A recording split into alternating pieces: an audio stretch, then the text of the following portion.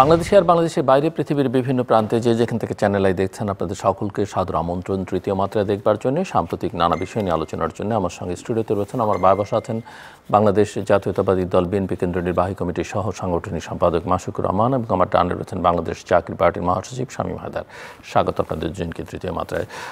সামগ্রিক পরিস্থিতি বিবেচনায় নির্বাচন নিয়ে কি অনিশ্চয়তা বাড়ছে না অনিশ্চয়তা কমছে? মাশিকুর রহমান। ধন্যবাদ আপনাকে। সম্মানিত আলোচককে দেখেন, এ বিষয় আপনি প্রথম থেকেই সন্দেহ সংশয়ের কথা বলেছেন। আপনি কি দিয়ে শুরু করতে চাই? আমরা তো আপনাদের কথা শুনতে চাই। আপনি এটা করেছেন এবং এইটা তো ইলেকশনে থাকার কথা না। ইলেকশন যদি 14, 18, 24-এর মতো হয় কিংবা এরশাদের সময় 86 সনের মতো হয়, 8 তারিখ ইলেকশন হয়েছে, ভালো হবে কি মন্দ হবে না সেটা নিয়ে কথা ছিল, কিন্তু এমনটি হওয়ার কথা ছিল না। একটা মানুষের মধ্যে সন্দেহ সংশয়। তা আমি মনে করি, দেখেন আমি বারবার বলেছি, একটা অনির্বাচিত সরকারের চেয়ে একটা নির্বাচিত সরকার দেশ জাতি জনগণের জন্য, দেশের মানুষের ব্যবসা বাণিজ্যের জন্য, একটা রাষ্ট্রের স্থিতিশীল পর্যায়ে আসার জন্য সেটা মঙ্গলজনক। সেটা একটা বিএনপি একটা গণতান্ত্রিক দল এবং আমি সেই গণতান্ত্রিক দলের একজন সাধারণ কর্মী হিসাবে যারা আমাদের মতো যারা দীর্ঘদিন গণতন্ত্রের জন্য আন্দোলন সংগ্রাম করেছে, সেই অবশ্যই আমারও চাওয়া নির্বাচন হওয়া উচিত এবং আমি প্রত্যাশা করি। তবে আমি এখানেও বলেছি, বলছেন হওয়া উচিত তো সবাই বলছে। আপনি আমাকে উদাহরণ হিসেবে টেনেছেন। আমি তো আমার তো মনে হয় ব্যক্তি হিসেবে কেউ বাংলাদেশে এত বেশি নির্বাচনের কথা বলেনি। নির্বাচন হওয়া উচিত, নির্বাচনের পক্ষে নির্বাচনের। বাট আমার প্রশ্ন হচ্ছে যে অনিশ্চয়তাটা কি কম বেশি সকলের অনেকের মধ্যেই ছিল, সেটা বাড়ছে না কমছে? না, অনিশ্চয়তা একটু বেড়েছে বলে আমার মনে হয়। যদিও নির্বাচন কমিশন ঘোষণা করেছে ডিসেম্বরের প্রথম সপ্তাহে, দ্বিতীয় সপ্তাহে তফসিল ঘোষণা হবে। এদেশের ইতিহাসে মনোনয়ন তফসিল ঘোষণা, মনোনয়ন দাখিলের পরও নিকট বর্তমানে আপনার স্মরণ করে দিতে চাই, 2007 সালে নির্বাচন বন্ধ হয়েছিল, যখন ক্যাম্পিংরত অবস্থায় ভোট চাইতেছিল সারা বাংলাদেশের যারা প্রার্থী, একাধিক কয়েক হাজার প্রার্থী, সেটা বন্ধ হয়েছে। এই উদাহরণও দেশে রয়েছে। চিফ ইলেকশন কমিশনার অন্তর্বর্তীকালীন সরকারের প্রধানের কাছে সময় চেয়েছেন তফসিল ঘোষণা নিয়ে কথা বলবেন। আমি মনে করি উনি সময় পাবেন, কথা বলবেন, তফসিল এটা ঘোষণা হবে। তারপরও ওই যে একটা সন্দেহ থেকেই যায়, সেটা মানুষের মন থেকে দূর হয়নি। এমনটি হওয়ার কথা ছিল না, কারণ মানুষ দীর্ঘ 15.5 বছর এদেশের গণতান্ত্রিককামী রাজনৈতিক দলগুলো এবং তাদেরকে ঘিরে যে জনগোষ্ঠী রয়েছে, তারা এই ভোটের অধিকার প্রতিষ্ঠার জন্য একটা গণতান্ত্রিক সরকার ব্যবস্থা সত্যিকার অর্থে জনগণের প্রতিনিধিত্ব করে, সেই সরকারের প্রত্যাশায় আন্দোলন সংগ্রাম করতে গিয়ে জানমালের অনেক ক্ষতি হয়েছে। যে পরিবার থেকে যিনি মারা গিয়েছেন বা নিহত হয়েছেন কিংবা শহীদ হয়েছেন, সেই পরিবারের বোঝে তার কি ক্ষতি হয়েছে। দেখুন, আমার উদাহরণ টেনে বলতে হয়, এরশাদ বিরোধী আন্দোলন সংগ্রামে 9 বছর আমি সম্মুখ সারির একজন কর্মী ছিলাম। সেখানে অকালে যিনি শাহাদাত বরণ করেছেন, তপ্ত বুলেটের সামনে দাঁড়িয়েছেন, আসছে একজন অতিরিক্ত সচিব, তিনি সেই স্মৃতি করতেছিল ঢাকা বিশ্ববিদ্যালয়ে কারা কারা মারা গেল সেই কথা। আমি নাম না বললেও আমি দেখেছি এমন মারা গিয়েছে তার স্ত্রী কিংবা এরশাদের সময় গুলিতে পঙ্গুত্ব জীবনযাপন করছে। দল ক্ষমতায় আসার পর সুচিকিৎসার জন্য মন্ত্রীর বাসায় দোতলা থেকে কাঁদতে কাঁদতে নেমেছে, সহযোগিতা পায়নি। এই অর্থে বললাম, এই 15.5 বছর আমরা যাদেরকে হারিয়েছি, আমাদের পাশ থেকে যারা গুম হয়েছে, অন্তত পক্ষে যে আকাঙ্ক্ষা নিয়ে তারা জীবনের মায়া ত্যাগ করে বুলেটের মুখোমুখি হয়েছে, তাদের আত্মার শান্তির জন্য হলো আবার যাতে 14, 18, 24 মতো একটা নির্বাচন না হলে অন্তত পক্ষে নিজেকে সান্ত্বনা দিতে পারবে, আমার স্বামী মারা গেছে, আমার সন্তান মারা গিয়েছে, এরকমই একটা দেশের প্রত্যাশায় সেটা হয়নি। যেমনটি স্বাধীনতার যুদ্ধে যে আকাঙ্ক্ষা নিয়ে মানুষ যুদ্ধ করেছিল, প্রিয়জনকে রেখে যুদ্ধের মাঠ ফিরে আসতে পারবে কিনা, আমরা 54 বছর বয়সেও আমরা সেই কাঙ্ক্ষিত দেশ প্রতিষ্ঠা করতে পারি। শামীম হায়দার, আমার প্রশ্ন যেটা ছিল যে নির্বাচনকে ঘিরে অনিশ্চয়তা বাড়ছে না কমছে? ধন্যবাদ আপনাকে, চ্যানেলের দর্শক শ্রোতাদেরকেও ধন্যবাদ। আসসালামু আলাইকুম।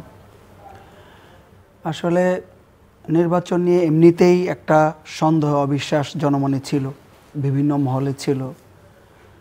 এজন্য বারবার প্রধান উপদেষ্টাকে বলতে হয়েছে নির্বাচন যথাসময়ে হবে, ফেব্রুয়ারিতে ইলেকশন হবে এবং ডিসেম্বরের প্রথম সপ্তাহেই তফসিল ঘোষণা হবে। উপদেষ্টাদের মধ্যে অনেকে এই ব্যাপারটাকে বারবার পুনর্ব্যক্ত করেছেন, জনগণকে আশ্বস্ত করতে চেয়েছেন, দেশবাসীকে আশ্বস্ত করতে চেয়েছেন।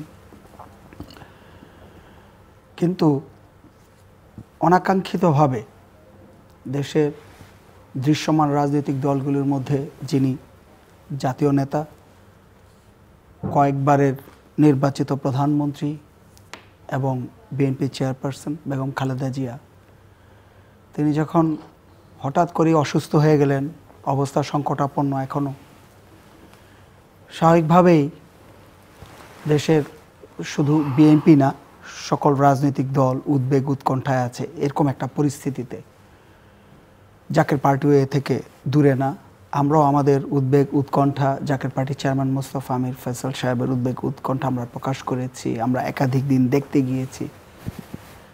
সবচেয়ে লক্ষণীয় বিষয় হলো যে বেগম খালেদা জিয়ার অসুস্থতাকে কেন্দ্র করে তিনি যে বিএনপির চেয়ারপারসন না, দেশের একজন জাতীয় নেতা, সেটা কিন্তু গত 12 দিনের সকল রাজনৈতিক দল, জনসাধারণ, বিভিন্ন মহল, শুধু তাই না, দেশের বাইরে থেকে বিভিন্ন দেশের সরকার প্রধান বা বিভিন্ন আন্তর্জাতিক মহল উদ্বেগ উৎকণ্ঠা প্রকাশ করেছেন।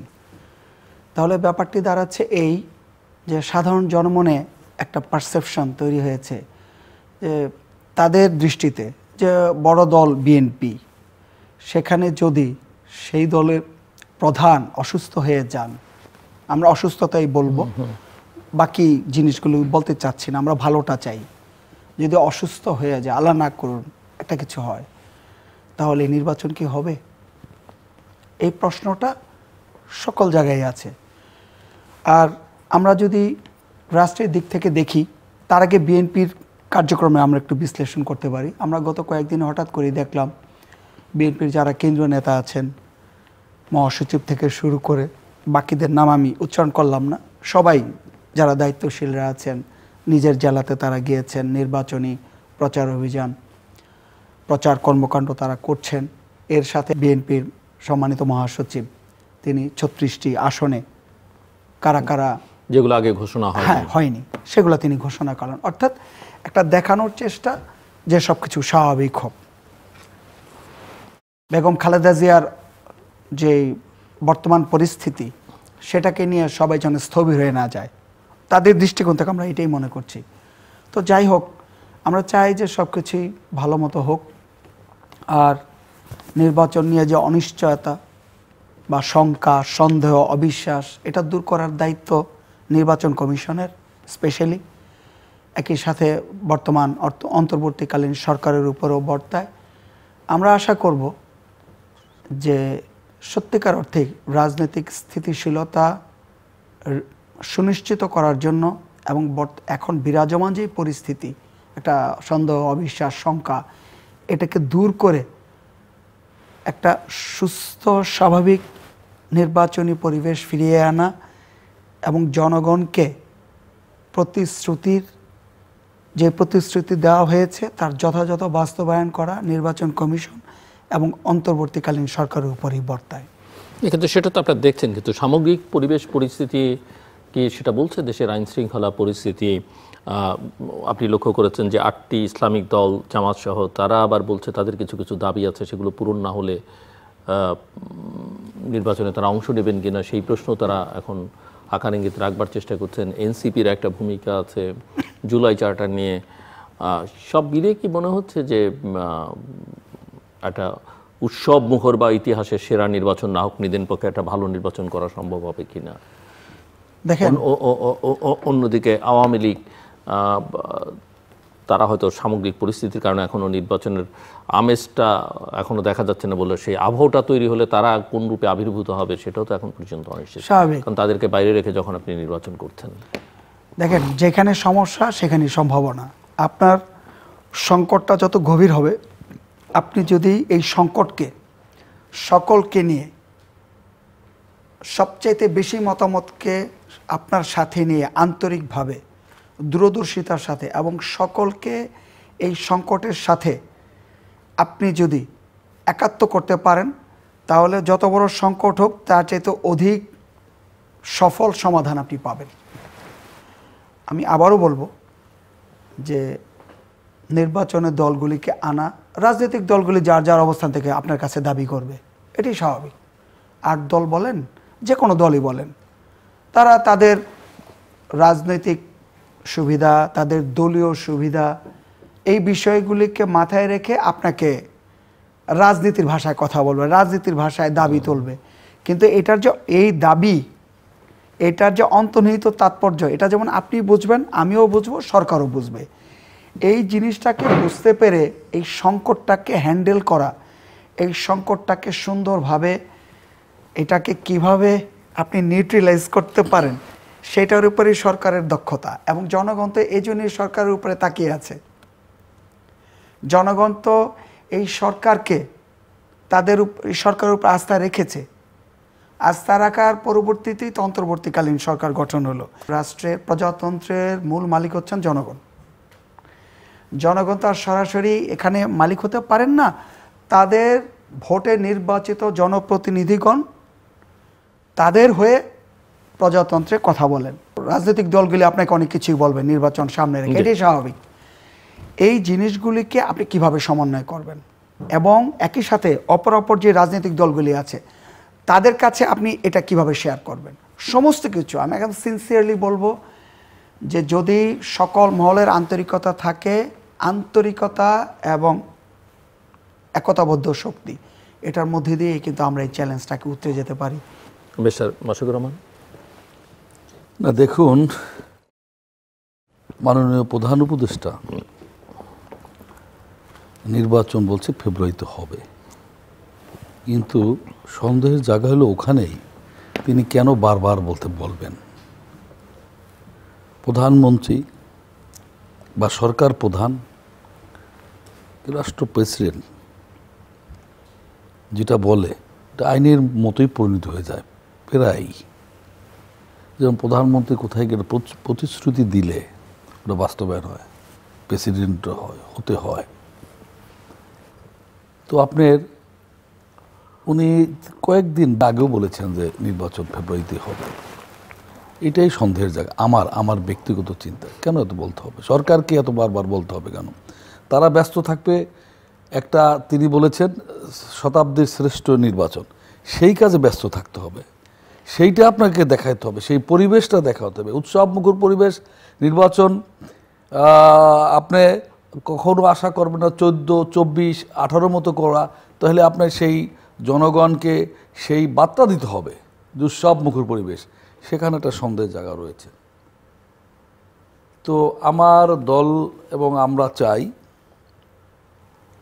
আমি অনেকবার বলেছিলাম যে ডক্টর ইউনূস সাহেবের নেতৃত্বে দেশে সুষ্ঠু নির্বাচন হতে পারে না, করতে পারবে না। কিন্তু এইটা বাস্তবায়ন না হোক, এটার প্রতিফলন না ঘটুক, এটাই আমি দেখতে চাই। এদেশের অনেকের একটা ভাবনা ছিল, দেখেন আমরা 24-এর পরই যখন আমরা প্রথমেই আমরা এই নির্বাচনের কথা বললাম, তখন আপনাদের পক্ষ থেকে বা অধিকাংশ পক্ষ থেকে বলল বিএনপি এত অস্থির কেন। অনেকই ধারণা ছিল। আমি অবশ্য কোথাও এটা বলিনি। না, কথা আপনাদের মানে একটা উদাহরণ দিলাম। এখানে অনেকেই প্রকাশ্যে অপ্রকাশ্যে বলেছে, সোশ্যাল মিডিয়া, এই ইলেকট্রিক মিডিয়া, প্রিন্টিং মিডিয়া বলেছে বিএনপি এত অস্থির হলো কেন, অস্থির হলো কেন। তাদের প্রত্যাশার জায়গাটা ছিল এখানে ডক্টর ইউনূস দায়িত্ব ভার নিয়েছে, ডক্টর ইউনূস এদেশকে একটা সোনার দেশে পরিণত করতে পারবেন, এদেশ এটা দুর্নীতিমুক্ত সব জায়গায়, সেইটা উনি কন্ট্রোল করতে পারবেন। জনগণের মধ্যে একটা অস্থিরতা ছিল, সেটাকে দূর করতে পারবেন। এই 24-এর 5ই আগস্টের পর থেকে এই অদ্যাবধি বাংলাদেশের অর্থনৈতিক অবস্থা কোথাও থেকে সেরকম বেশি প্রজেক্ট, মেগা প্রকল্প বা ওয়ার্ল্ড ব্যাংক বলেন, IFMA বলেন, চীন বলেন, জাপান বলেন, কোথার থেকে সেরকম একটা হয়েছে বলে আমার জানা নেই। মানুষের এই জায়গাটার একটা বিশ্বাস ছিল উনি এটা পারবেন। মিরাক্কেলি একটা ক্যারিজম্যাটিক লিডারশিপ দিয়ে উনি ওয়ার্ল্ডে একটা এত বড় খ্যাতনামূলক হবে, আমি এটা দেখি নাই। আমার মধ্যেও ভাবনা কাজ করেছিল। তবে এখন প্রমাণ করে আমরা 3 মাসের মধ্যে নির্বাচন চেয়েছিলাম, সেটাই হওয়া দরকার ছিল, সেটাই দরকার যেটা নেপালে হয়েছে নাকি। সেখানে এই দীর্ঘতার কারণে মানুষের সন্দেহের জায়গাটা একটু বেড়েছে। যেমন ক্ষমতা আমি কোনো সময় না থাকা কাছাকাছি দেখেছি, ক্ষমতার চেয়ারে বসে ক্ষমতা ছাড়তে চায়, যেদিন বসে সেদিনই যদি চিন্তা করে যায় এই চেয়ার আমাকে যে কোনো সময় ছাড়তে হবে, একদম আরসি খালি পায়ে যাব, তাহলে মঙ্গলা ছাড়তে চাই। এই মানুষের এই নেতৃত্বের সংখ্যা বিরল, পৃথিবীতে বিরল। আর এইটা যারা করতে চেয়েছে তাদের জন্য মঙ্গলজনক কিছু বয়ে আনবে না। আমি মনে করি বর্তমান অন্তর্বর্তী সরকার, তাদের মূল দায়িত্ব ছিল ফ্রি, ফেয়ার অ্যান্ড ক্রেডিটেবল একটা ইলেকশন করা, এবং সেটা যদি করতে পারত তাহলে আমি বারবার বলেছিলাম ইউনূস সাহেব শতাব্দীর পর শতাব্দী দেশের মানুষের মণিকোঠায় থাকতে পারতেন। বিভিন্ন চ্যানেলের টক শো, পেপার, পত্রিকা, বক্তৃতা, বিবৃতি দেখবেন ওনাকে নিয়ে যে কটাক্ষ বক্তব্য রাখেন, এটা কিন্তু প্রথম 1-2 মাস রাখে নাই কেউ, বরঞ্চ কেউ বললে সেটাকে সমালোচনা করেছেন। সেই জায়গার থেকে জনগণ সরে এসেছে। সুতরাং আমি মনে করি ডক্টর ইউনূস সাহেবের সেই বোধগম্য করার অনুভূতি রয়েছে, উনি করবেন, উনি সেই দিকে যাবেন। আর যদি ওনার সভাসদ যদি এই ক্ষমতা আঁকড়ে রাখতে চায়, এ দেশ ও জাতির জন্য মঙ্গলজনক কিছু বয়ে আনবে না। নির্বাচনের পরিবেশ তৈরি হয়েছে কিনা, জনগণ নির্বাচনের জন্য প্রস্তুত কিনা, জনগণ তো চায়, জনগণ তো প্রস্তুত, তারা ভোট চায় কিনা, মানুষ চায়, এবং তারা নির্বাচনটাকে গত 54 বছরের ধারাবাহিকতা দেখতে চায় না সত্যিকার অর্থে, যে জন্য ছাত্র জনতার গণ অভ্যুত্থান হলো, তারা কোন ফরম্যাটে দেখতে চায়, আমাদের রাজনৈতিক নির্বাচনী সংস্কৃতিটা কেমন হওয়া উচিত, এই মতামত থেকে নেওয়া হয়েছে, এটা কিন্তু নেওয়া উচিত। এবং একই সাথে আমাদের যারা তরুণ যুব শক্তি আছেন, তারা কিন্তু 5.5 কোটি ভোটার, এবার মূল ভোটের প্রায় তো 12.5 কোটির মতো ভোটার। 5.5 কোটি যদি তারাই হন, তাদের সাথে কোনো সভা সমিতি সেমিনার হয়েছে যে আপনাদের স্বপ্নের ভোটটা কেমন হওয়া উচিত, কোন ধরনের নির্বাচন হলে, নির্বাচনী সংস্কৃতি কেমন হলে আপনারা খুশি হবেন, আপনারা ভোট দিতে রোমাঞ্চ ফিল করবেন, এই কথাটা কি তাদের কাছে জানতে চাওয়া হয়েছে? রাজনীতিবিদরাও জনগণের কথা বলেন এবং যারা বিভিন্ন দায়িত্বশীল মহলে আছেন তারাও জনগণের কথা বলেন। সত্যিকার অর্থে জনগণ যে কী বলতে চায় এই বিষয়টা কতটুকু এসেছে, এটা কিন্তু একটা প্রশ্ন। সেজন্য নির্বাচনটা উৎসবমুখর কারা করবেন? জনগণ। 1 টাকাও খরচ করতে হবে না। তারা যদি আপনার আমার কথা কনভিন্স হয়, তারা যদি বুঝতে পারে এই নির্বাচনটা আমাদের দরকার, এবং তারা যদি আশ্বস্ত হয় যে নির্বাচনটা আমরা চাই, আমাদের আকাঙ্ক্ষা, এখনো আমরা এই ধরনের নির্বাচন দেখি না। জনগণ তো সবসময় নির্বাচন চায়, বাংলাদেশের জনগণ নির্বাচন, বাংলাদেশের জনগণ নির্বাচনমুখী সবসময়, এটাকে উৎসবের মধ্যে এনজয় করে। আমি কিন্তু বলি নাই যে জনগণ নির্বাচন, নির্বাচনের আদার স্টেক হোল্ডার যারা, পলিটিক্যাল পার্টি, সরকার বা নির্বাচন যারা করবে তারা কতখানি প্রস্তুত তৈরি, সেটা হচ্ছে ইস্যু। এনভায়রনমেন্ট, হ্যাঁ এটা আছে, তবে এবং আঞ্চলিক বৈশ্বিক পরিস্থিতি অনেক কিছু এর সঙ্গে সম্পর্কিত। স্বাভাবিক। এইটা তো আপনার আমার কি বাইরে প্রকাশ করার দরকার আছে? আপনি বাইরের যত প্রেশার আসুক, রাজনৈতিক দলগুলো, অন্যান্য স্টেক হোল্ডাররা আপনার যত ধরনের প্রশ্নই তুলুক, আপনি যখন মূল দায়িত্বে আছেন সমস্ত কিছু আপনি আনবেন, অ্যাবজর্ব করবেন, যেটা ভালো সেটা আপনি ডেলিভারি দিবেন। আমার জনগণকে তো বুঝতে দেওয়ার দরকার নাই। কিন্তু আপনার সাথে আমি একটু যোগ করব যে জনগণ সবসময় ভোট চায়। ওকে, আজকের যে পরিস্থিতি, এখানে কি জনগণকে সেভাবে উদ্দীপ্ত করা হয়েছে? তাদেরকে বলা হয়েছে? আসলে এটা কি কোনো জরিপ আছে যে আমাদের মোট ভোটারের, আমাদের জনসংখ্যার কত অংশ ভোট দিতে চাচ্ছেন? আমরা কিন্তু ভোটের পক্ষে, জাকের পার্টি ভোটের পক্ষে। ভোট তো সবাই দিতে চায়, কিন্তু ইস্যু হচ্ছে যে এই ধরনের কোনো কাজ কিন্তু আমাদের হয় না। আর ভোট হলে না ভোট দিবে, একটু কথা 54 বছরে যা হচ্ছে সেটাই কিন্তু আপনি দেখেন। জিল্লুর ভাই, আপনি একটা আসনে একজনকে প্রার্থী দিল বড় একটা দল, আমি কোনো দলের নাম বলছি না, জনগণ ধরুন সে পাশ করবে, তাহলে এই নির্বাচনের প্রয়োজন নাই। যেটা করতে হবে একদম স্পষ্টভাবে আমরা বলছি যে আপনারা জনগণের কাছে যান না, তারা নির্বাচনের গুণগত পরিবর্তন চায়, নির্বাচনী সংস্কৃতির। আপনার রাজনীতির সাথে কোনো সম্পৃক্ততাই নেই। বড় দলগুলির অনেক ত্যাগী নেতা আছেন, মাসুক ভাই তো অনেকদিন যাবত রাজনীতি করছেন বিএনপির, তার প্রতি শ্রদ্ধার্ঘেই বলছি।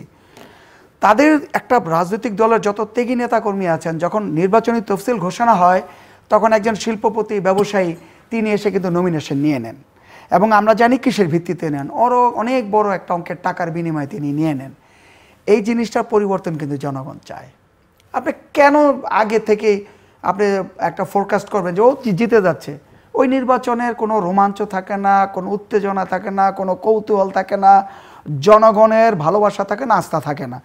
এমন একটা নির্বাচন করে দেন, নির্বাচনী সংস্কৃতিটা এমন করেন যে একজন সৎ ন্যায়নিষ্ঠ প্রার্থী, যার উপার্জন, যার আয় রোজগার বৈধ, সেই প্রার্থী যাতে, মাসুক ভাই আমি একটু শেষ করি একটু প্লিজ, সেই প্রার্থীকে আপনি আসার ব্যবস্থা করে দেন নির্বাচনে, যাতে অনেক অল্প অর্থের বিনিময়ে তিনি নির্বাচনে প্রার্থী হতে পারেন, তার জনমত, তার গ্রহণযোগ্যতা যাতে পরীক্ষিত হয়, জাস্টিফাইড হয়, আপনি তাকে নির্বাচনের ব্যবস্থা করে দেন।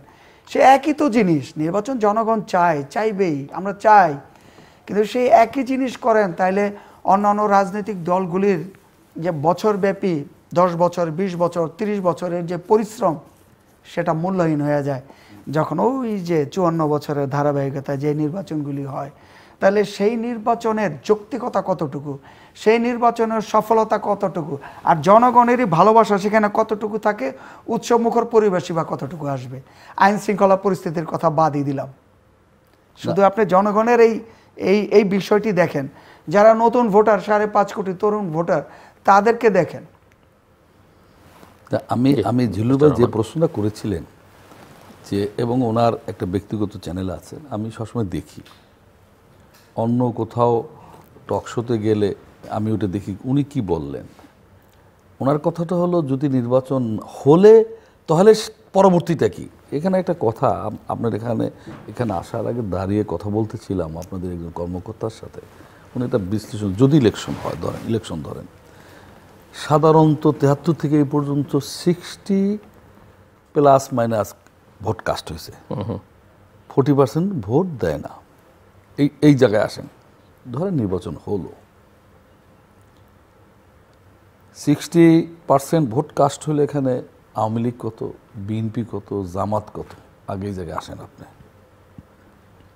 ইয়াং ভোটাররা কি করবে ভাই? এখনো বাংলাদেশের মুরব্বীরা যেদিক যায় ইয়াং সেদিক যায়, আপনি স্বামী যেখানে যায় স্ত্রীও সেখানে যায়। সঠিক না, সব সঠিক না, সঠিক না মাসুক ভাই। আমি বলি শুনেন, এখন এই জায়গায় সঠিক না, আমার তাদের অবমূল্যায়ন করতে পারেন না, তারা নতুন বাংলাদেশ। এই ব্যাখ্যাটা আমার জন্য করা কঠিন। সেখানে ধরেন আওয়ামী লীগ এখন কত পার্সেন্ট? আওয়ামী লীগে 10,000 লোক পালিয়ে গেছে, এর বেশি তো না। 10,000 গেছে না? গেছে বলেন, 10,000 গেছে? জানি না, না না, দেশের বাইরে। আর তো সব দেশেই রয়েছে নাকি? আওয়ামী লীগ তো 10,000 লোক করে না।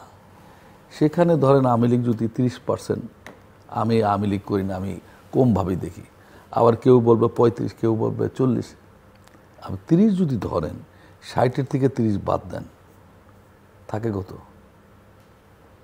60-এর থেকে 30 বাদ গেলে 30%। কি আমি বুঝতে পারছি? আচ্ছা, এই 30% যদি ভোটে অংশগ্রহণ না করে, খেয়াল করেন, সেখানে উৎসব সেই আইনগতভাবে শেখ হাসিনা একাধিকবার বলছে ভোট 200 ভোট, এই যে আরাফাত 2000 ভোট পাইলো, সে ওটা নির্বাচন। হয়তো সংবিধানে সুস্পষ্ট আছে নির্বাচন হতে হবে, প্রতিদ্বন্দ্বিতাপূর্ণ, হলো না। আমি আছি ওই জায়গায়। আমি বলি ধরেন এখানে এটা হইলো, কিছু জামাতের আছে, কিছু প্রার্থী আমাদের দলের বা আপনার দলের বা আর এক দলের নমিনেশন পায় নাই, অনেকে অখুশি, যাবে না। সেখানে তো লাভ হলো কি? আমি আছি ওই জায়গায়, আমি কিছু পেলাম না, আমি কিছু পাই নাই, কিন্তু আমার দল ক্ষমতা আছে, এটা আমার একটা সান্ত্বনা। আমি আছি এই জায়গায়, আমি বলি আমি কিছু পেলাম না, কিন্তু আমার দেশটা তো অন্তত নির্বাচন, বাংলাদেশের নির্বাচনটা একটা জায়গায় আসছে, একটা নির্বাচন তো জায়গায় আসছে। সেখানে আমি কিছু পেলাম না, বাট দেশে তো একটা সবুজ বিপ্লব হয়েছে, একটা শিল্প বিপ্লব হয়েছে, 54 বছর পাই নাই, মুক্তিযুদ্ধ অনেক দুঃখ করে বলে কিছু না পেলাম, পঙ্গুত্ব জীবনযাপন করে ওই জায়গায় যদি আসো, সেটা একটা বড় পাওনা আমি মনে করি। ত্যাগ তো সেই জন্যই করে, তো সেটা কেমনে সেটা হবে বলে আমার মনে হয় না। এই নির্বাচন ওরকম জাঁকজমকপূর্ণ উৎসবমুখর হবে বলে আমার মনে হয় না। আমি কি বুঝতে পারছি বিষয়টা? আচ্ছা, এখন আমি যেটা বলি, তবে ইউনূস সাহেব উনি পারতেন শতাব্দীর শ্রেষ্ঠ নির্বাচন করতে, সেটা হবে না, সেটা দিন যত যাবে দিনের সে রেজাল্ট ওই খারাপই হবে। জি, মাসুক ভাই যে কথা বললেন, তাতে তো বিরাজমান পরিস্থিতিতে জনগণ আরও ভীত সন্ত্রস্ত হয়ে যাবে, কারণ উনি একটি অন্যতম প্রধান দলের একেবারে বলা যায়। না আমি আপনাকে বুঝাতে পারছি না, আমি বুঝাই, শোনেন। আমরা এই 15.5 বছর বলছি আওয়ামী লীগকে, এদেশে বিএনপিকে বাদ দিয়ে নির্বাচন হয়, সেটা ওই ক্যারিয়েবল বা এই নিরপেক্ষ নির্বাচন হয়, ঠিক আওয়ামী লীগকে বাদ দিয়েও তাই, যেটা বাস রিয়েলিটি। আপনাকে এটা বলতে হবে তো ভাই। আপনার জাকের পার্টি কত পার্সেন্ট? ধরেন আমরা জাকের পার্টিকে বাদ দিয়ে নির্বাচন করলাম, আমাকে ভাবতে হবে তাকে করতে দিলাম না, আওয়ামী লীগকে বাদ দিয়ে আপনার করতেছি আমরা। ধরেন আওয়ামী লীগ ইলেকশন করতে পারবে না, কার্যক্রম বন্ধ। আমি বলছি এরা তো আওয়ামী লীগ নিয়ে ইলেকশন করে, কথা আমি বলি না। আমি বলি তো এত পার্সেন্ট তো অনুপস্থিত থাকবে। উৎসবমুখর করতে গেলে তো আপনার ঈদের জামাত করতে গেলে তো সেখানে লোক, একটা উৎসবমুখর পরিবেশ হতে লোকের গ্যাদারিং করতে হবে, সেটা কেমনে হবে? আমি হিসাবটা ওই জায়গায় বলছি। জি জি, ক্লিয়ার। আপনারা তো প্রধান একটা দল, এটা তো আপনারা উপহার দিবেন, জনগণ আপনাদের কাছে অনেক কিছু আশা করে। তবে আমি যেটা বলতে চাই, মাসুক ভাই আপনি যেটা বললেন, এতে জনগণ আরো ভীত সন্ত্রস্ত হবে। আপনি তো একটা বড় দলের প্রথম সারির নেতা, না ভীত সন্ত্রস্ত যে উৎসবমুখর হবে না। তো যাই হোক, আমি সেদিকে যাচ্ছি না। আমরা যেটা চাই, একটা উৎসবমুখর নির্বাচন হোক, উৎসবমুখর নির্বাচন হয়েছে। আপনার সেন্টারে দেখেছেন? নাই। আমি তো 24-এর কথা বলছি না, 24-এ তো আমরা নির্বাচন করি নাই। না আমরা তো করিই নাই। আমরা কোনটা বললাম মাসুক ভাই, আমাকে একটু সুযোগ দিবেন। সেটা হচ্ছে যে উৎসবমুখর নির্বাচন হয় না। আমরা তো চাচ্ছি উৎসবমুখর নির্বাচন হোক। উৎসবমুখর নির্বাচন অনুষ্ঠানের ব্যাপারে বিএনপির অনেক বড় ভূমিকা থাকতে হবে। যেহেতু আপনারা আশা করছেন, অনেকেই মনে করে যে নির্বাচনে আপনারা একটা বড় ধরনের সফলতা পাবেন, এই মুহূর্ত পর্যন্ত অনেকে বলে যে আপনারা একটা বড় ধরনের সফলতা পাবেন। তো স্বাভাবিকভাবেই আপনাদের কাছ থেকে তো মানুষ অনেক কিছু প্রত্যাশা করে, নির্বাচনের পরিবেশ তৈরি করে দেওয়া, নির্বাচনের ফলাফল নিয়ে বলছি না। আপনাদের তো অনেক বড় ভূমিকা থাকার কথা। আপনাদের মতো জায়গা থাকলে আমরা অনেক কিছু, অনেক দায়িত্ব নিয়ে কথা বলতাম। এখনো যে দায়িত্বহীনভাবে বলছি, নট দ্যাট, কিন্তু আপনারা যেই জায়গায় আছেন, কয়েকবার আপনারা রাষ্ট্রীয় ক্ষমতায় গিয়েছেন, আপনাদের দল থেকে সরকার প্রধান হয়েছে, সেদিক থেকে আপনাদের দায়িত্ব অনেক বেশি। না শামীম ভাই, আমি যে জায়গায় বলতেছিলাম, আমি নির্বাচনের ফলাফল নিয়ে সন্দেহ প্রকাশ করি না। আমি বলতেছিলাম যে লাউ সেই কদু করলাম। আপনি ভাবেন, আমি ভাবি আমার জীবনের এতটি বছর আমি এই কি করতে পারলাম, কি দিলাম দেশকে, আমি বলেন তো হলো কি সেটা? 24-এর আপনি এত লোক নিহত হলো, সে রেজাল্ট কি, ফলাফল কি আমাকে বলেন। আমি উৎসবমুখর বলতে আমি যেটা বলতে চাই, নির্বাচনী ফলাফল না। নির্বাচন হলে আমরা ক্ষমতায় যাব কি যাব না, নির্বাচনটা কতটা পার্টিসিপেটরি, আমি এইটাই বলতে চাই। আমি বলতে চাই নির্বাচনে, আমি বলি আপনার 4% পাইলেও সেটা আইনগতভাবে বাধা নাই। কেন্দ্রে আসলো না জনগণে, আপনি কি করবেন বলেন? ভোট কেন্দ্রে আসলো না, আমি বুঝাই আপনি আমাদের এমন গেছে, সে একটা ভোট পায় নাই, একটা ভোট পাইছে, সেটাকে আবার করা হয়েছে, আপনার ওইটাকে বাতিল করা হয়েছে, ভোটটা ঠিক মতো হয় নাই। তো বিএনপির কোনো সেন্টার আছে, একটা ভোটও পায় না। আমি বলছি এরকম হয়েছে না দেশে, হয়েছে না এটা? আমি বললাম সেটা হইলে তাহলে আমরা তো সেই জায়গায় আসতে পারলাম না। সেই জায়গায় আসার জন্য ইউনূস সাহেবের একটা ভূমিকা ছিল সব কিছুর ঊর্ধ্বে। এই যে আপনি বেগম খালেদা জিয়ার কথা বললেন না, এটা জাতীয় প্রতীকে পরিণত হয়েছে। এটা ওনার সৌভাগ্য, ভাগ্য, আল্লাহ কপালে লিখেছে। আমি 47 থেকে এই পর্যন্ত যত নেতা, আপনি বলেন শেরে বাংলা একে ফজলুল হক, হোসেন শহীদ সোহরাওয়ার্দী, ভাসানী, শেখ মুজিবুর রহমান, জিয়াউর রহমান, শেখ হাসিনা, বেগম খালেদা জিয়া, উপমহাদেশের গান্ধী, কোনো সরকার প্রধান রাষ্ট্রপ্রধান ছিল না, সুভাষ বসু সরকার প্রধান রাষ্ট্রপ্রধান ছিল না, অবিসম্বদ্ধ নেতায় পরিণত হয়েছে না? আততায়ীর হাতে নিহত হয়েছে না গান্ধী, হয়েছে না? আচ্ছা, শেখ মুজিব অবিসম্বদ্ধ নেতা ছিলেন না ক্ষমতায় চেয়ারে বসার আগে? আপনি দেখবেন মাহমুদুর রহমান আমার দেশে একটা লেখা লিখেছিল উপরে, আমি প্রতিটা লাইন পড়লাম, দেখলাম উনি কিসের বায়াসড হয়ে বা কোন দিকে লেখলেন, অ্যানালাইসিস করার চেষ্টা করলাম। উনি যথার্থই লিখেছেন। সেখানে উনি বলছেন এক জায়গায় শেখ মুজিব আকাশচুম্বী জনপ্রিয়তা নেতা পরিণত হয়েছেন, ক্ষমতার চেয়ারে বসে সেটা ধাপাস করে নেমেছেন, তারপর একটা অকারেন্সে উনি নিহত হলেন। আচ্ছা, এটা তো হতে পারত, কথা এর মতো পারতো না? এটা ওনার তো সেই সৌভাগ্য হয় নাই শেখ মুজিবের। জিয়াউর রহমানের জানাজা আমি তখন ব্ল্যাক অ্যান্ড হোয়াইট, আমি ঢাকায় আমি দেখেছি কত লোক। আচ্ছা, বেগম খালেদা দ্বীপজল একজন খলনায়ক, সেও একটা বিবৃতি দিছে। আর আপনি তো ব্যাখ্যা করলেন সবাই, সরকার প্রধান, রাষ্ট্রপ্রধান, উনি মৃত্যুর সাথে পাঞ্জা লড়ছেন। হ্যাঁ, আমি এখানে আসার আমি ভাবছি ঝিলুভাইটাকে নিয়ে আমাকে খুব জিজ্ঞেস করবেন। ওনার পালসটা, এই টিমের যে প্রধান শাহাবুদ্দিন তালুকদার, ওনাকেও আমি দেখাই, ওনার পালসটা মেশিনে দিলে 78 পর্যন্ত ওঠে, 78 পর্যন্ত মেশিন, উনি এটাকে অ্যাবজর্ব করতে পারে। হ্যাঁ, তো ডাক্তার ওনাকে বিদেশে নেওয়া, যে যা বলুক, চীনের স্পেশালিস্ট এবং এই আইসিইউর ওয়ার্ল্ডের শ্রেষ্ঠ আপনি বিশেষজ্ঞ, তিনিও আসছেন, বল হ্যাঁ নেওয়া যাবেন। হয়তো আল্লাহ বিরাক্কালি দিলে উনি ফিরে আসতে পারেন সুস্থ হইয়া, আবার মারাও যেতে পারতেন। আমি একটা জায়গায় বলতে চাই, এরকম তো হতেই পারে, কিন্তু অনেকের সৌভাগ্যে এই যে সরকার প্রধান, রাষ্ট্রপ্রধান, আপনি ইমার্জেন্সি ক্যাবিনেট ডেকে ওনার প্রতি শ্রদ্ধা নিবেদন, এই সৌভাগ্যটা ওনার হয়েছে, এইটা হয়েছে। আমি ওই জায়গায় বলতে চাই। এখন আমার এটা হলো এখানে যে নির্বাচনটা এরকম হোক যে এইটা নিয়ে আর ভবিষ্যতে কোনো প্রশ্ন না ওঠে। এই এই এই আগামী নির্বাচন নিয়ে আমার জন্য রাজপথে নামতে না হয়, আমি না বলে আমার সন্তান নামতে না হয়, আমার মেয়ের নামতে না হয়, আমার মেয়েকে যেন বলতে হয় না পানি লাগবে পানি লাগবে। আমি কি বুঝতে পারছি? অথবা এই নির্বাচনের বিপক্ষে 6 মাস 1 বছর আন্দোলন সংগ্রাম হচ্ছে, জ্বালাও পুরো হচ্ছে।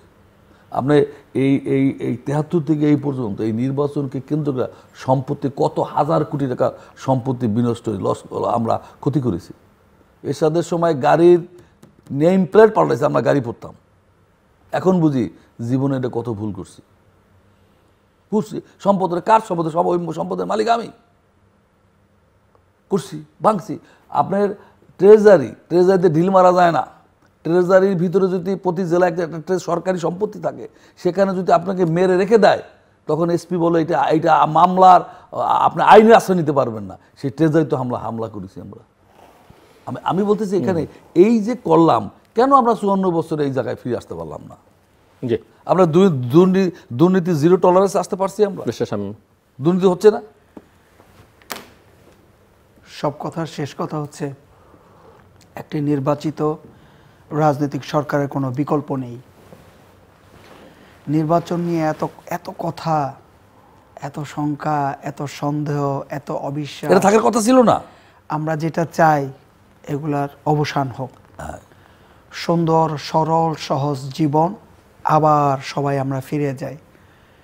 সকলের কর্মসংস্থান হোক, সত্যিকারের কল্যাণধর্মী রাজনীতি দেশে চালু হোক, সকলের মতামতের ভিত্তিতে সুন্দর একটা বাংলাদেশ হোক, রাজনৈতিক মতামত স্বাধীনভাবে যাতে সবাই প্রকাশ করতে পারে সেই সুবাতাস তৈরি হোক।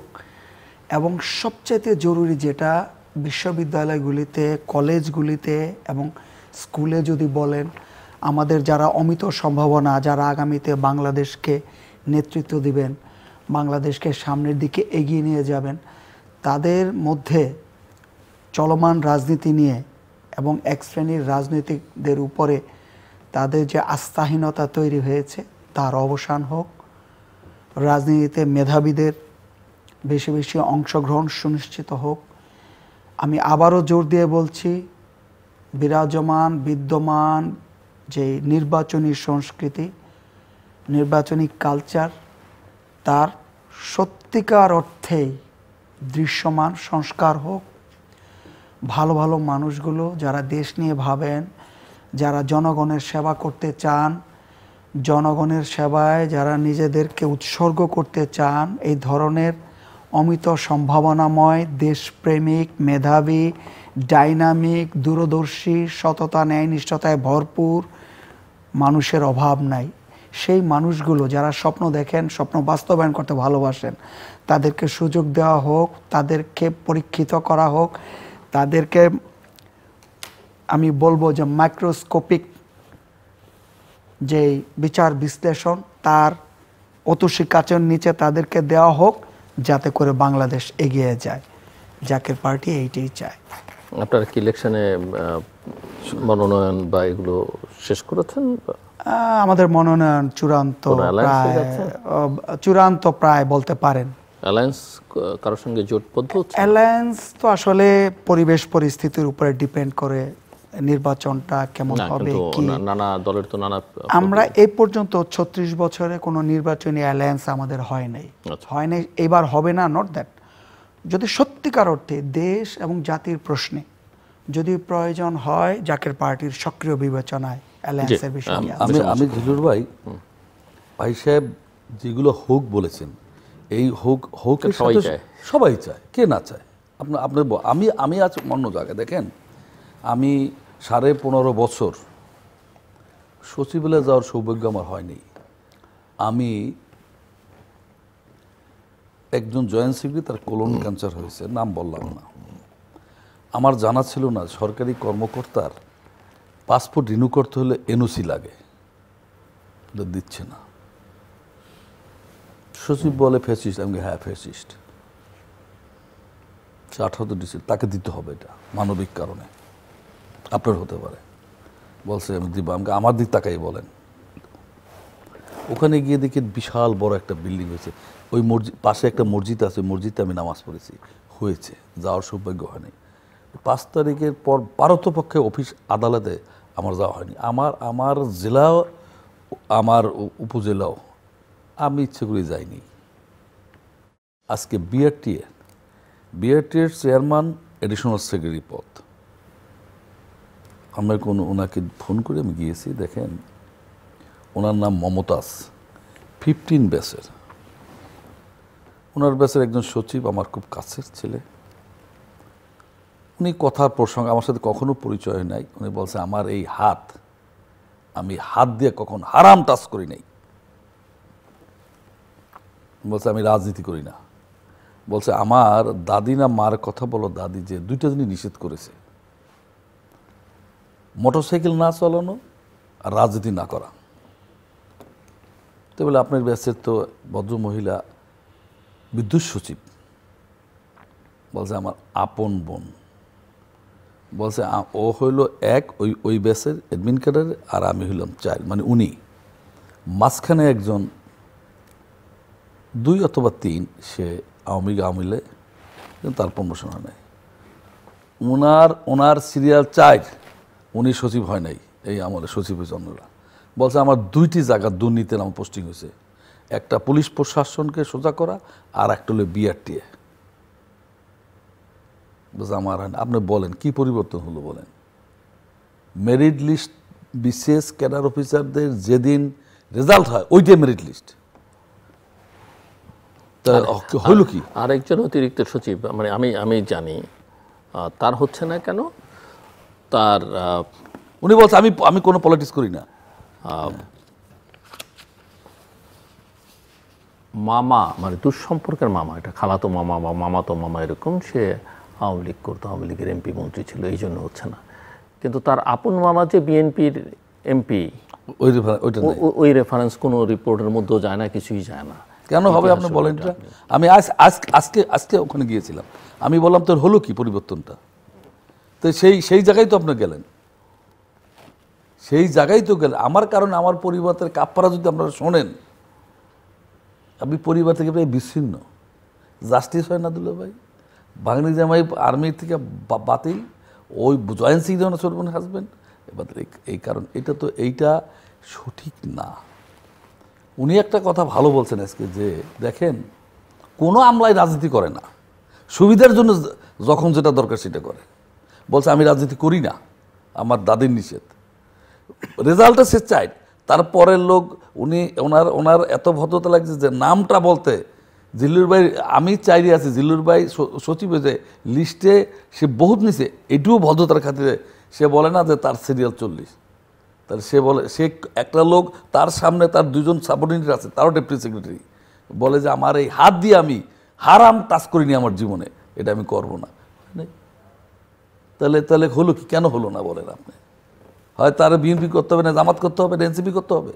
আর তরুণদের কথা বলছেন, অবশ্যই এদেশে যাহা কিছু ভালো হয়েছে, আমি তো একসময় তরুণ ছিলাম, আমাদের অবদান। আজকে 24-এর পর তরুণরা কী করেছে বলেন? আপনি এই 5 তারিখে আমার অ্যাকাউন্ট খুঁজবেন, আমি কতটুকু দুর্নীতি করেছি অ্যাকাউন্ট খুঁজলে পাবেন।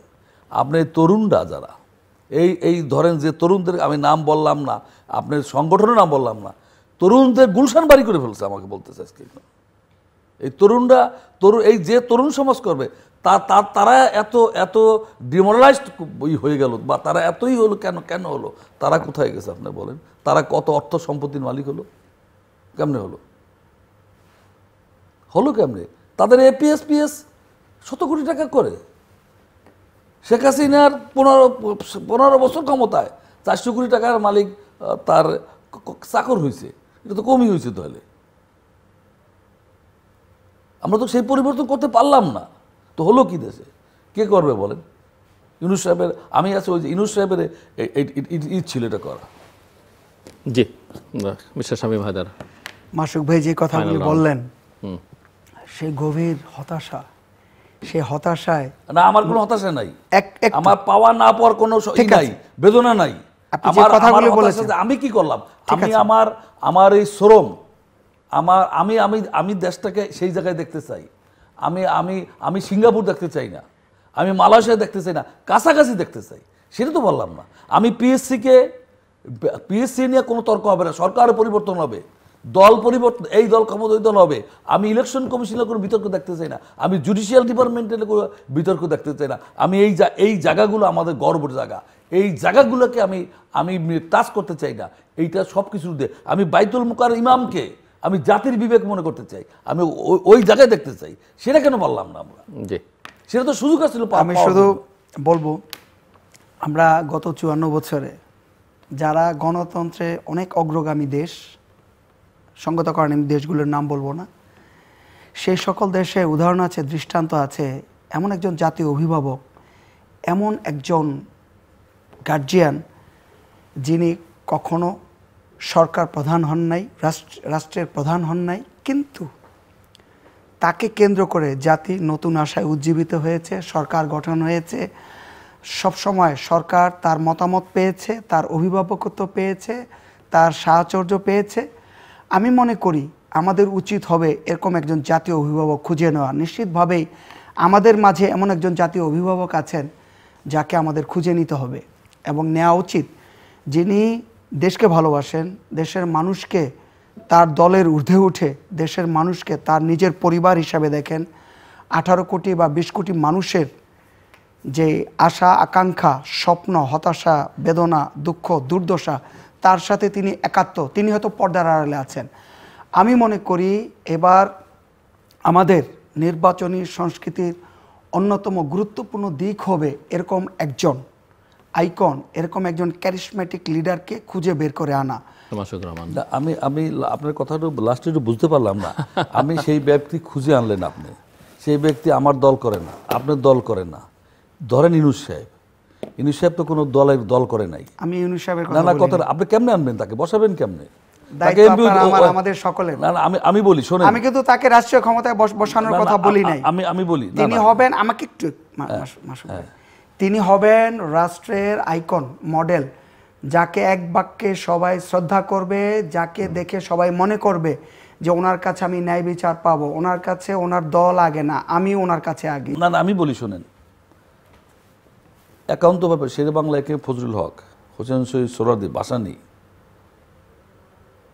এরা দেশের বিশাল নেতা না? এদের মৃত্যুবার্ষিকী পালন হয়, শেখ মুজিব জিয়াউর রহমান হয়, কারণ এদের পিছু সংগঠন আছে। রিয়েলিটি তাই।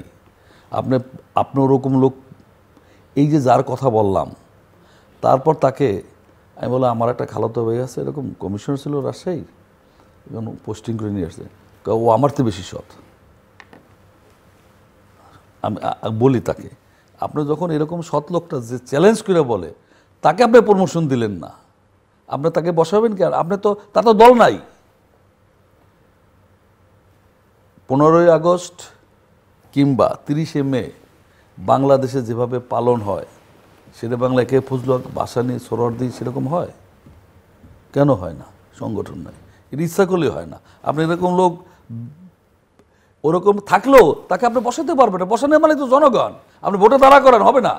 আপনি ঢাকা বিশ্ববিদ্যালয়ে একজন বিখ্যাত শিক্ষক, জীবনে 1 টাকা তসরুপ করেন, আপনি ইলেকশন দাঁড়া করেন, আর ওখানে একটা দুর্নীতিবাজ টাকা আলা লোক দাঁড়াবে, দলের নাম বললাম, সে হবে, সে হইতে পারবে না।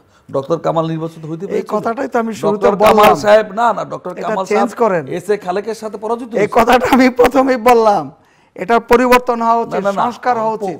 আমি তো ওই সেটা হলো, এই যে হওয়া উচিত ছিল, উচিত তো অনেক কিছু, সেই উচিতটাকে এক্সিকিউট উচিতটাকে কে করাবে? আপনাদের মতো দল না, আমাদের মতো যারা একাধিকবার ক্ষমতায় গিয়েছে, আবার যাওয়ার অপেক্ষা আছে না আপনাদের উপরে। আমাদের দল একাধিকবার ক্ষমতায় ছিল ঠিকই, এই দলের দায়িত্ব বেশি। আমি বলি এই দলের দায়িত্ব বেশি। আওয়ামী লীগের দায়িত্ব আরো বেশি ছিল না? পুরনো দল না? শেখ মুজিব গণতন্ত্রের জন্য 16 বছর জেল কাটছে। আপনার ওনার সংক্ষিপ্ত আত্মজীবী পড়বেন, আপনি কাটছে। সে কেন, তো সে তার দ্বারা যদি গণতন্ত্র হত্যা হয়, কেন সে বাকশাল কায়েম করলো? এবং আমি মনে করি আমার মতো একটা ক্ষুদ্র লোক ওনার এই পরিণতির ওই দিনই তিনি এই খাল কেটে কুমির আনার ব্যবস্থা করেছিলেন। আমাকে বলে হলো যে আওয়ামী লীগ, তার কন্যা শেখ হাসিনা দলটাকে এই পর্যন্ত আছে, তার হাত দিয়ে কেন গণতন্ত্রে নির্বাচন হবে? ক্ষমতা থাকবে না। আপনার যদি ধরেন 14তে যদি একটা নির্বাচন হতো, বিএনপি অংশগ্রহণ করতো, হয় বিএনপি ক্ষমতায়, শেখ হাসিনা বিরোধী দলের নেত্রী 50, 60, 70, 80, 100 আসন নিয়ে থাকতো। This is reality. তাহলে 24 হইতো, শেখ হাসিনা বিরোধী দলীয় নেতা থাকতো। 18 যদি নির্বাচন হতো, এরকম হইতো। 24 যদি প্রিপেয়ার নির্বাচন হয়, বিএনপি ক্ষমতায়, হয় একবার আওয়ামী লীগ, একবার বিএনপি, একবার আওয়ামী লীগ। বাস্তব এটা অন্যভাবে নিয়ে না, বাস্তবতা তো আসে, অনেক দলই যেত, ওনার পরিণতিটা হতো। তো কেন কেন কেন থাকতে চাইল? আমি কি বুঝাতে পারছি? এটা হতো না তো বাস্তবে। সেখানে তো আসতে পারতাম না। আমি অনেক সময় নিজেদের মধ্যে, আওয়ামী লীগেরও বন্ধু বান্ধব এক জায়গায় চা খাইতে, আমি গেলাম যে 2টা লোক, বেগম জিয়া, শেখ হাসিনা যদি শুধু বলতো নির্বাচন সুষ্ঠু হবে, কি কোনো কিছু দরকার নেই, একটা জিনিস আছেন খালি, নির্বাচন সুষ্ঠু হবে, হয় আমি ক্ষমতায় তুমি ক্ষমতা। দর্শক, অনুষ্ঠানের শেষ প্রান্তে আমরা সামাজিক যোগাযোগ মাধ্যম ফেসবুক, এক্স এবং ইউটিউবে তৃতীয় মাত্রা লাইভ স্ট্রিম হচ্ছে, আপনারা দেখতে পারেন। টেলিভিশনের পর্দায় দেখতে না পারলে যে কোনো সময় যে কোনো স্থান থেকে ইউটিউবে তৃতীয় মাত্রার চ্যানেলটি সাবস্ক্রাইব করে এই পর্ব বা পুরোনো পর্বগুলো আপনারা দেখতে পারেন। মিস্টার শামীম হায়দার এবং মিস্টার মাসুকুর রহমান, অসংখ্য ধন্যবাদ এই আলোচনা অংশ নেবার জন্য। দর্শক, সব কথার শেষ কথা, আমরা একটা নির্বাচন চাই, নির্বাচনের পথে বাংলাদেশ, কিন্তু অনেক রকমের চ্যালেঞ্জ এবং অনেক রকমের অনিশ্চয়তা আছে। এবং সবচেয়ে বড় কথা হচ্ছে যে বাংলাদেশের রাজনৈতিক, অর্থনৈতিক, সামাজিক স্থিতিশীলতা এবং সামগ্রিক নিরাপত্তার জন্য একটা যেন তেন প্রকারের নির্বাচন কোনো অবস্থাতেই বাংলাদেশের জন্য কোনো কল্যাণ বয়ে আনবে না। কাজে কীভাবে একটা ভালো এবং সুষ্ঠু নির্বাচন করা যায়, একটা অন্তর্ভুক্তিমূলক, অংশগ্রহণমূলক নির্বাচন করা যায়, একটা শান্তিপূর্ণ নির্বাচন করা যায়, সেই লক্ষ্যেই আসলে সকলের মিলে কাজ করা উচিত। আমাদের সঙ্গে থাকবার জন্য অসংখ্য ধন্যবাদ। আপনাদের সবার জন্য শুভকামনা।